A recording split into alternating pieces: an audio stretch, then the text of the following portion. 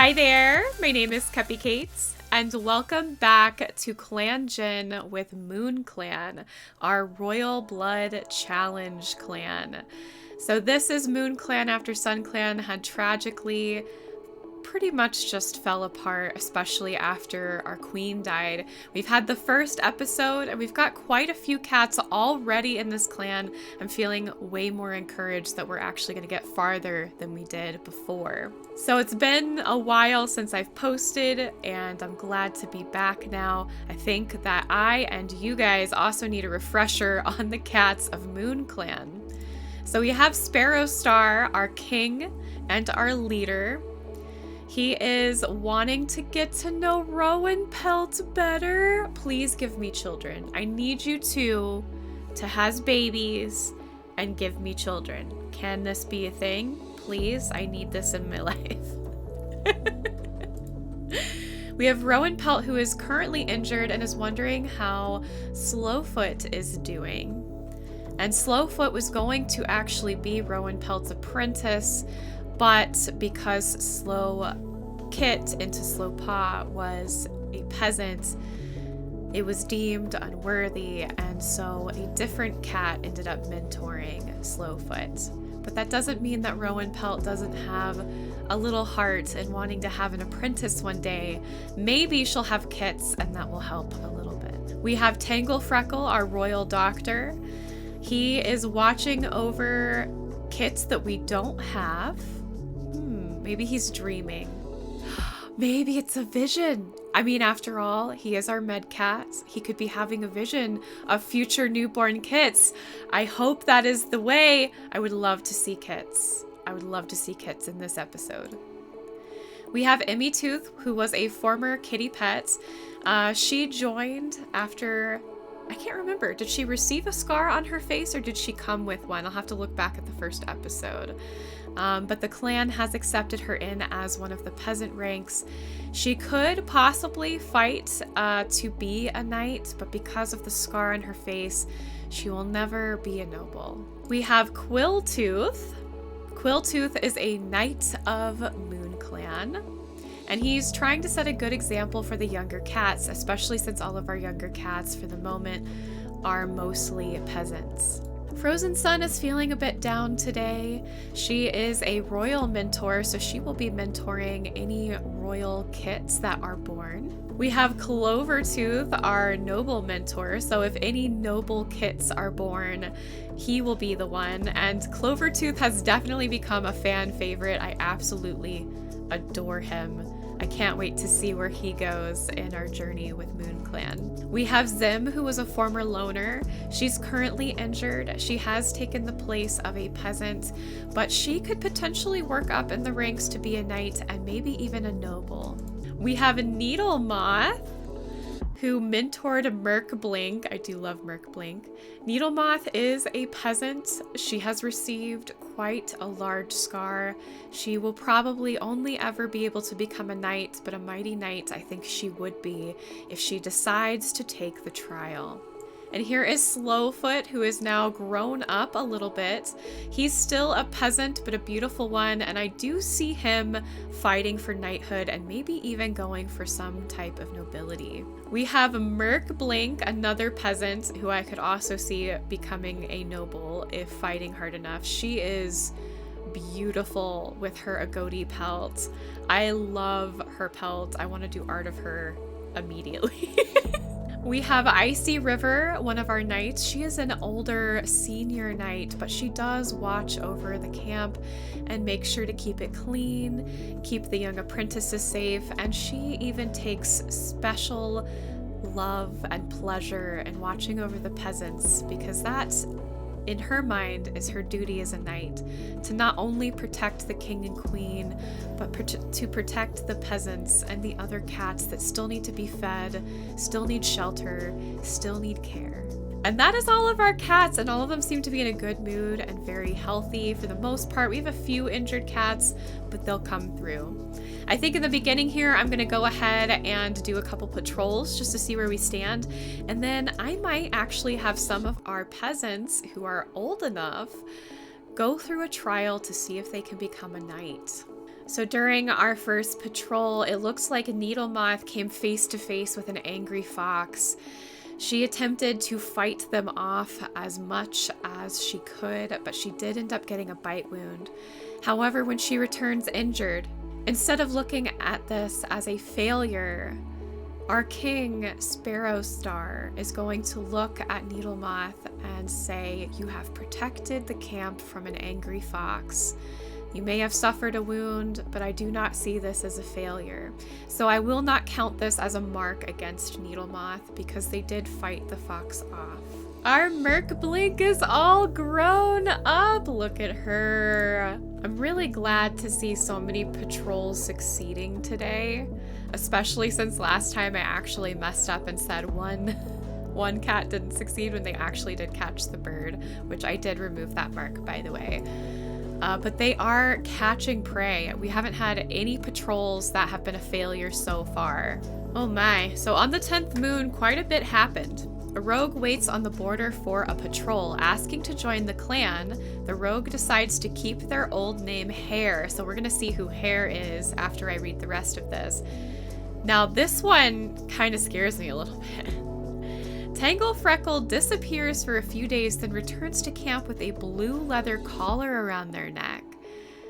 So Tangle Freckle left camp, probably to herb hunt, got caught by two legs, got a collar put on them, but they somehow escaped and found their way back. But now they've got a leather collar. Rowan Pelt can walk and move without pain. Their sprain must have healed, so Rowan Pelt can go back on patrols with Sparrow Star so that maybe some kidding could happen. And then Emmy Tooth was climbing a tree and got a splinter from one of the branches. So all in all, it wasn't a lot, but what did happen was pretty intense. Let's go find out who Hare is. Here is Hare. Hare is an adult male with long fur, a single colored cat with yellow eyes. They're a great hunter with pretty good experience. They're only 60 moons old. Now, the fact that they have a single color coat means that they will always be looked down upon as far as the Royal Blood Challenge goes. It's possible that they may accept him into a trial to be a knight. He will certainly never be a noble, but it's more likely that Hare will remain a peasant with that single colored coat. And here is Tangle Freckle, who has indeed received a leather blue collar. And he's staring off into space. I'm wondering what happened to Tangle Freckle out there with the two legs. I wonder if he's thinking about that life or if he's just happy to be home. All right, so now that Merkblink is feeling them come into their own body, she is feeling her strength. She feels strong. She feels old enough to fight, to possibly become a knight. And so she decides that she is going to duel Slowfoot. Slowfoot, being childish and a bit excited by the idea of dueling, agrees. So here's how we're going to do this. It doesn't really have specific terms on how a duel should go. I'm going to kind of take all of their traits into consideration and determine who gets pluses, who gets minuses based on what. And I'm gonna roll to see how this goes. Okay, so after going through the traits, this is how I determined this. So childish, I feel, would be a negative trait when it came to an actual duel. So I did a -1. A great teacher is not necessarily a good fighter or a good hunter, and I don't see how that would help in a duel. And so that is also a -1 in my mind. However, Slowfoot has over 100 experience. To me, that's a +1. So altogether, it's a total of -1, having one of the minuses and the plus equal each other out. Next, we have Merkblink. Troublesome, I would also say, is a -1. That doesn't sound like a trait that would be associated with discipline of any kind. However, Great Hunter, I think, would be a +1. Now, experience being below 100 is a -1. So they end up being evenly matched. So this is going to be a perfect duel. So instead of just subtracting 1 from every roll, since they're evenly matched, I'm just going to say it's a base roll. Whoever rolls higher to attack gets a hit in. It's going to be best 3 out of 5 hits. And that's how we're going to do this. So whoever hits more often is going to become a knight. And so as this happens, even though it is dark and dreary outside, the clouds are overcast as some snow is falling and seeping through into the cave that our cats live in. They have all surrounded the pit in the middle, and they're going to watch Merkblink and Slowfoot have it out. Sparrowstar and Rowanpelt sit on their rocks, watching very carefully to see who they are going to deem worthy of being a knight for Moon Clan. The first roll is done. So what I did is I rolled 2 d20s. Essentially, whoever had the highest roll is the one that got the hit in. So my super sparkly purple dice is Merkblink, and my darker purple dice is Slowfoot. Right now, Merkblink wins with a 10-7, where Slowfoot only got a 7. So Merkblink gets the first swat in right across the neck, hoping not to do too much damage, but it definitely puts Slowfoot a bit off kilter. Seeing Slowfoot back up and stumble a little bit, surprised at Merkblink's speed, Merkblink decides to take advantage of this weakness and leap onto Slowfoot's back, digging in to his rump with Merkblink's teeth. So far, this battle is looking to be in Merkblink's favor. Slowfoot does not recover from this attack. They roll onto the ground, hoping to get Merkblink where they can shred them with their rear end. But Merkblink jumps off, predicting this and coming in at the neck, and Slowfoot has no choice but to scream mercy. And so Merkblink backs up, respecting her friend, but it is very clear who has won this day. Slowfoot sits, decides to start cleaning their chest off of all of the saliva and spit from the other cat, pouting and a bit angry. Merkblink lifts her head proudly, realizing that she has come into herself. But even in her pride, she walks up to Slowfoot and offers an apologetic bow of the head and says, "Thank you, friend. I had fun." Slowfoot is still pouting, but decides to let it go with good sportsmanship, bowing their head as well, and says, "Congratulations. You certainly are worthy of being a knight." And so even though Slowfoot will remain a peasant, Merkblink will go forth, step in front of Sparrowstar, who is radiating pride at this young cat. He touches noses with her and says, "You have more than proved yourself worthy of protecting this clan, and I grant you the rank of knighthood. Use it wisely. You have more to prove now that you're a knight than you did as a peasant." And with that, the cats cheer, chanting Merkblink, and the night comes to an end with a new knight in our ranks. That was fun! I only had to roll 3 times. Merkblink rolled higher every time. I don't know what it was about that dice, but it just did better.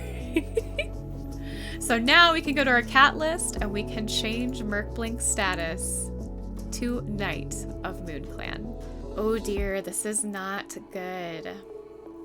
So Slowfoot, in their defeated attitude, they are sent out on a patrol to gather food, and they decide, because they're hungry, to eat the prey, and they return with nothing.